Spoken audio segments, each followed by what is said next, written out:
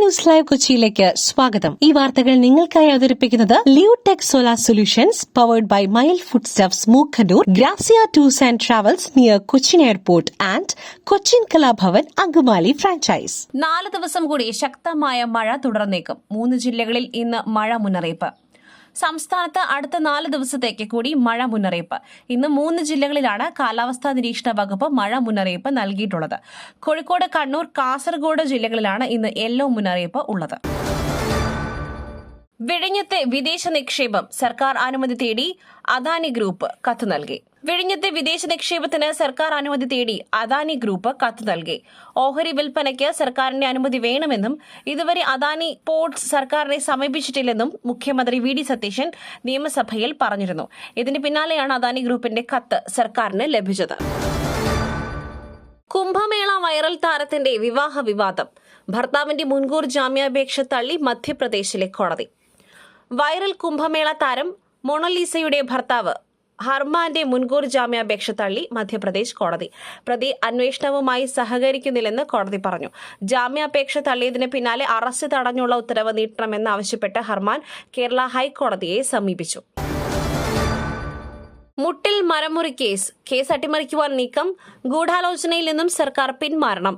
പ്രകൃതി സംരക്ഷണ സമിതി. മുട്ടിൽ മരമുറി കേസിൽ സർക്കാരിനെതിരെ ആരോപണവുമായി പ്രകൃതി സംരക്ഷണ സമിതി. കേസ് അട്ടിമറിക്കുവാൻ സർക്കാർ ശ്രമം നടത്തുന്നുണ്ടോ എന്ന് സംശയിക്കുന്നു എന്നാണ് ആരോപണം. സർക്കാർ പ്ലീഡർ രേഖകൾ ആവശ്യപ്പെട്ടിട്ടും സൌത്ത് വയനാട് ഡിഎഫ്ഒ ഫയലുകൾ നൽകുവാൻ തയ്യാറാകാത്തത് സമ്മർദ്ദം കൊണ്ടെന്നും പ്രകൃതി സംരക്ഷണ സമിതി മാധ്യമങ്ങളോട് പ്രതികരിച്ചു. വനം വകുപ്പിന്റെ നടപടി ഹൈക്കോടതി സ്റ്റേ ചെയ്തത് ഗൂഢാലോചനയുടെ ഫലമാണെന്ന് സംശയിക്കുന്നു.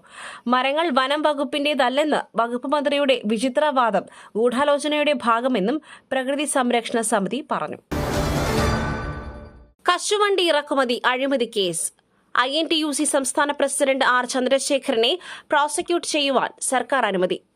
കശുവണ്ടി ഇറക്കുമതി അഴിമതി കേസിൽ INTUC സംസ്ഥാന പ്രസിഡന്റ് ആർ ചന്ദ്രശേഖരനെ പ്രോസിക്യൂട്ട് ചെയ്യുവാൻ സർക്കാർ അനുമതി. ഇന്ന് ഹൈക്കോടതിയിൽ തീരുമാനം അറിയിക്കും. കോർപ്പറേഷൻ മുൻ MD രതീഷിനെയും പ്രോസിക്യൂട്ട് ചെയ്യുവാൻ വി ഡി സതീശൻ സർക്കാർ അനുമതി നൽകിയിട്ടുണ്ട്. പുട്ടു രുചികരമാവണമെങ്കിൽ മയിലിന്റെ പുട്ടുപൊടി തന്നെ വേണം. അതിന് ചെമ്പാപ്പുട്ടാണെങ്കിലും അങ്ങനെ തന്നെ. Mile rice and food products, ശ്രേഷ്ഠം സമ്പുഷ്ടം. നാടകീയം ഉജ്ജ്വലം. എക്സ്ട്രാ ടൈമിൽ വിജയ ഗോൾ. സെനഗലിനെ തകർത്ത് ബെൽജിയം. സെനഗലിനെതിരെ ബെൽജിയത്തിന് നാടകീയ ജയം. എക്സ്ട്രാ ടൈമിലാണ് ബെൽജിയം വിജയ ഗോൾ നേടിയത്. 2 ഗോളിന് പിന്നിലായ ശേഷമാണ് നാടകീയ തിരിച്ചുവരവ്. 2-നെതിരെ 3 ഗോളുകൾക്കാണ് ബെൽജിയത്തിന്റെ ജയം. കോങ്കോയെ തോൽപ്പിച്ച ഇംഗ്ലണ്ട് പ്രീ ക്വാർട്ടറിൽ.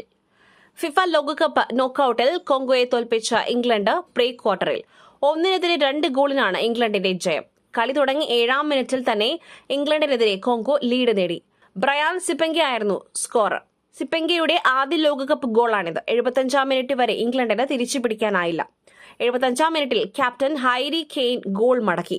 86-ാം മിനിറ്റിൽ ഹാരി കെയ്നിന്റെ 2ാം ഗോൾ പിറന്നു. ഈ ലോകകപ്പിൽ 5 ഗോളാണ് കെയ്ൻ നേടിയത്. അതായത് 75 മിനിറ്റ് വരെ കോങ്കോയുടെ കയ്യിലിരുന്ന മത്സരം തിരികെ പിടിക്കുവാൻ ഇംഗ്ലണ്ടിന് വേണ്ടി വന്നത് 10 മിനിറ്റ്. മറ്റൊരു വാർത്തയുമായി കണ്ടുമുട്ടുന്നതുവരെ നന്ദി, നമസ്കാരം.